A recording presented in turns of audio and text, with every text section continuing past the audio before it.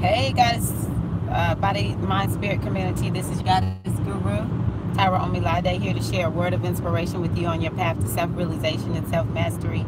I'm driving, so I will not look at the camera, but just have had you all on my mind and wanted to check in with you to see how are things going for you. I have to admit, I'm not saying things are going bad, but the way I described it yesterday to my friends is I have the blues, and I'm in Tennessee, and this morning, Middle Tennessee, the skies are gray, it's rainy, and I actually feel better, and I think it's because the weather is matching my mood. But what I think is happening for me is that I'm experiencing a shift. I've been listening to like a webinar that I participated in on Chiron, moving into Aries. My Chiron is in Aries, and I don't know much about Chiron, but I learned it, more through this webinar. I am having a Chiron return. We have Chiron return around the time we're 50.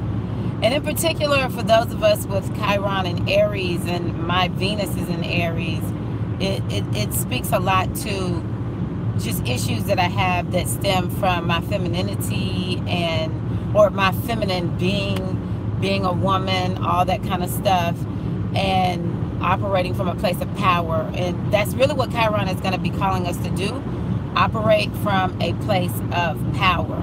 And so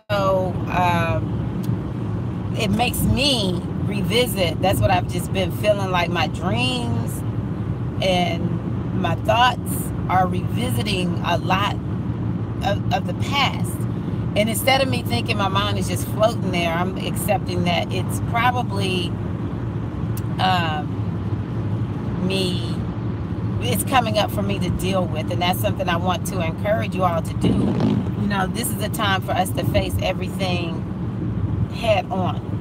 And so whatever it is in your life that you need to face, I want to tell you, this is why we do our spiritual practices, so we can stay in touch with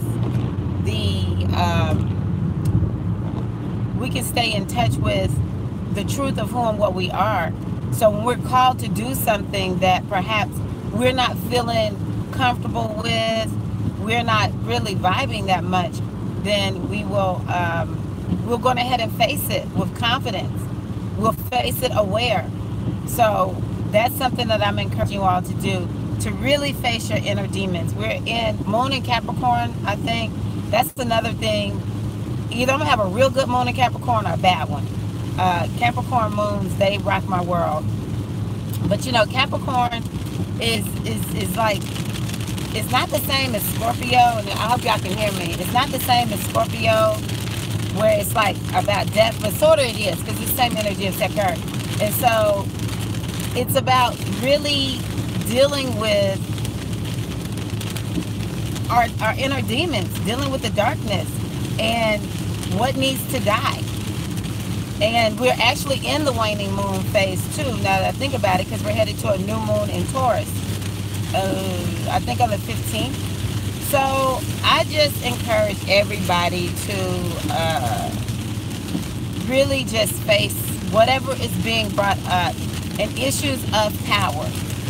Whatever it is you need to have more power in your life, wherever you feel disempowered, that's actually the area that you need to figure out. You really do have your power there, And that's another thing I'm feeling like I'm becoming more of who I was supposed to be way back when I let it go. So that's something to think about too.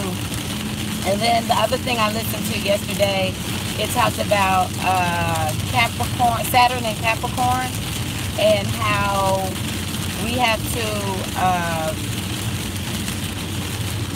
Capricorn is about material manifestation. All the earth signs are about material manifestation.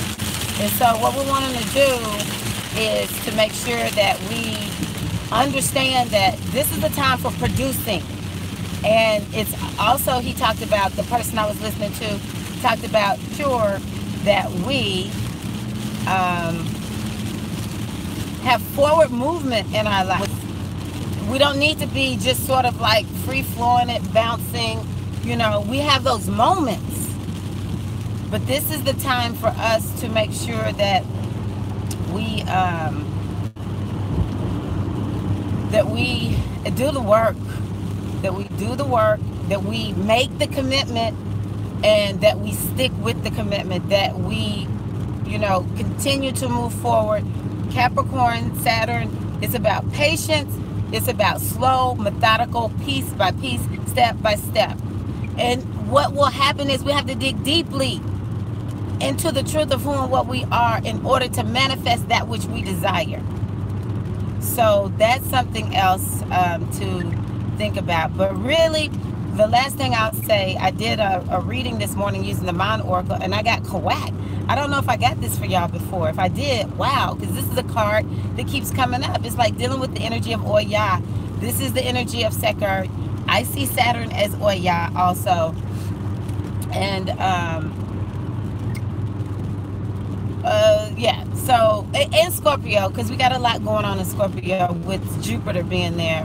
So, and like I said, we're in the waning moon phase. So Kawak, one of the things that we have to do when we're dealing with Kawak, or when we're working with the energy of Kawak, is we have to face our addictions. And it could be an addictive thought. It could be an addictive behavior of some sort. You know, it could be addiction to a relationship. It's anything that we feel we must do, but it does not add value to our life. Those are the things that we want to be looking at right now, because really it's to a certain extent a coping mechanism, but it's a trick of the ego. We must do this in order to operate, but really all it is just one big hamster wheel. So we want to get off any hamster wheel that we find ourselves on, particularly in the form of addictions. So I'm going to go on ahead and get off. Thank you all. I appreciate you. Love y'all. Have a good day.